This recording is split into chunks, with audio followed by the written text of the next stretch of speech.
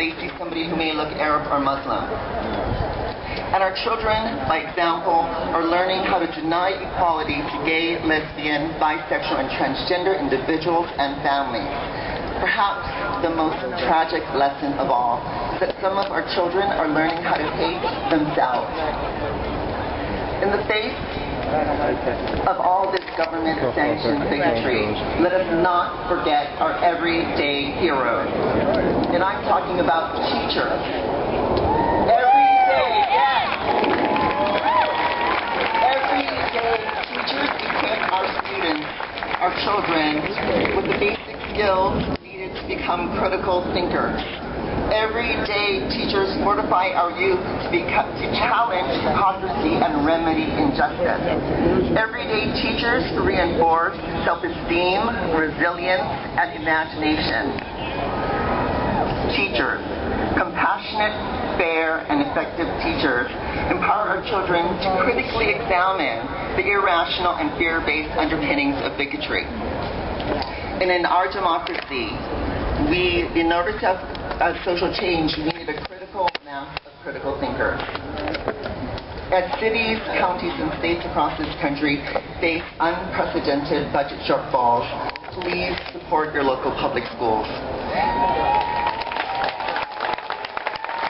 And support amazing teachers who instill truth, reason, and courage in our children.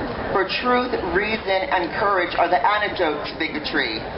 Let's support our teachers as they prepare our children for a society that truly delivers on the promise of liberty and justice for all. Please recognize our teachers. Thank you.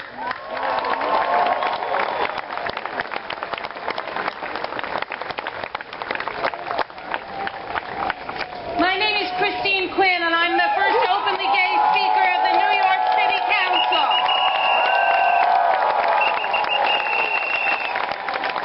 And anybody who said nobody was coming didn't know what they were talking about. I have one very simple request for the members of Congress, members of the Senate, for folks in state houses all over the country, particularly in my home state of Albany. A very simple request. Look me in the eye and tell me I am less of a person than you are. Look me in the eye and tell me my family is worth less than yours. Look me in the eye and tell me I am not an American. Well, you know what? Not one person in any of those places can do that. Not one of them. Because my family is as much a family as theirs. I'm as much an American as them. And I am as much a human being as them. And until they can do that, which they never can, it makes the lives of our country and our laws of our country and our states a lie. And as long as the laws of our country are a lie, it creates the possibility for discrimination. And when discrimination exists, it can flourish and eat away at the foundations of our country like a cancer. So what we're here about today is to start telling the truth and to force the lawmakers from coast to coast and in the nation's capital to make our law books tell the truth. Today we take a huge step toward that, and a huge step towards eradicating the cancer that runs the risk of eroding the foundation men and women have given their lives to create. We will not let that happen. Thank you all so much. I wish you could see yourselves. You look beautiful. God bless all of you. God bless the LGBT community, and God bless America.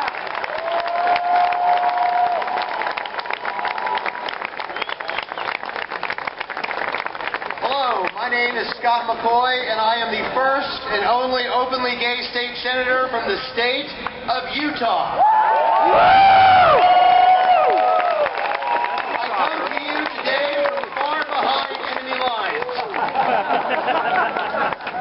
I am here with a great group of Utahns from the Utah Pride Center, Equality Utah, PFLAG, the Mountain West Flag Football League, and we are here to tell you you that even in the state of Utah, we are making incredible strides for equality for LGBT people. We are fortunate to have not just myself, but 3 openly gay legislators in our legislature. Myself in the Senate, Representative Jackie Biskupski in the House of Representatives, and Representative Christine Johnson.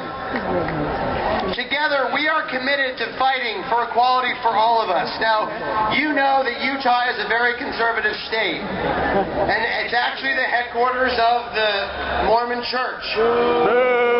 And I know that the Mormon Church has been on the opposite side of us to a great degree lately. Ironically, the church is a constituent of mine in my Senate district. They are represented in the Utah Senate by an openly gay man.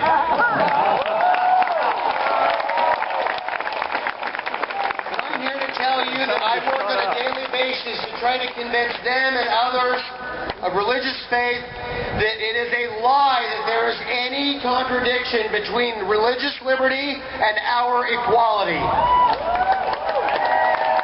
We can be equal and they can be free to worship as their conscience dictates. There is no amount of religion that can justify discrimination against LGBT people in the United States of America. I say to them, if you are against gay marriage, then don't have one.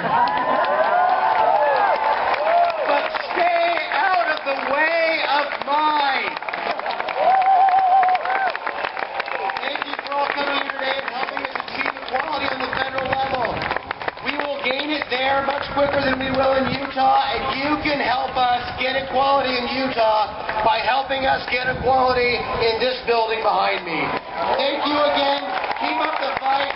And finally, thank you, Bruce Bastian, a proud Utahn, for making all of this possible by his generosity.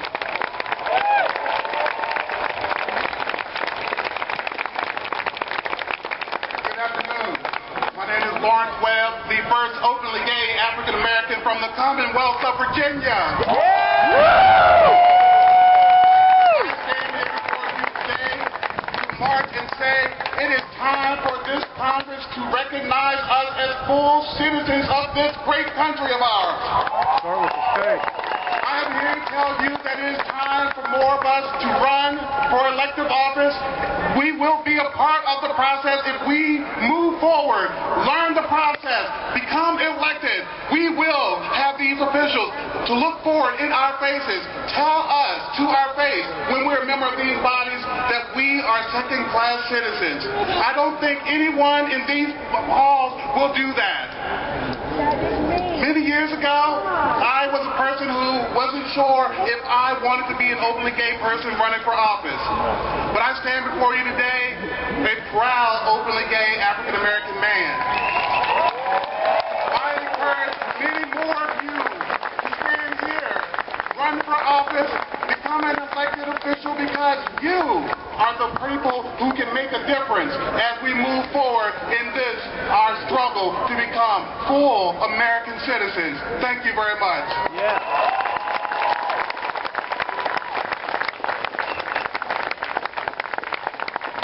Please welcome to the stage Stuart Applebaum. Stuart is a leader in the American labor movement. Stuart is president of the Retail, Wholesale, and Department Store Union. He is also president of the Jewish Labor Committee, and he is the first international labor leader in the United States to acknowledge and affirm that he is gay. Please welcome Stuart Applebaum to the stage. Friends, sisters and brothers, earlier this year, I decided to openly affirm my gay identity within the American labor movement. I wanted to define myself publicly and not just privately. I wanted to make my public role not just as a labor leader, but as a gay labor leader. I wanted to be publicly and aggressively engaged in the struggle for equality and justice. Because there is something I know very well, that we all know very well, and it is simply this: justice delayed is justice denied. years since Stonewall. How long are we supposed to wait? Nobody should be patient when it comes to the denial of their human rights. I'm 56 years old, and I don't want to wait anymore. And no matter how old you are or where you are from, neither should you. There will never be a good time. There will always be something others will think is more important. Brothers and sisters, the American labor movement is the natural ally of anyone fighting for human rights, including the LGBT community.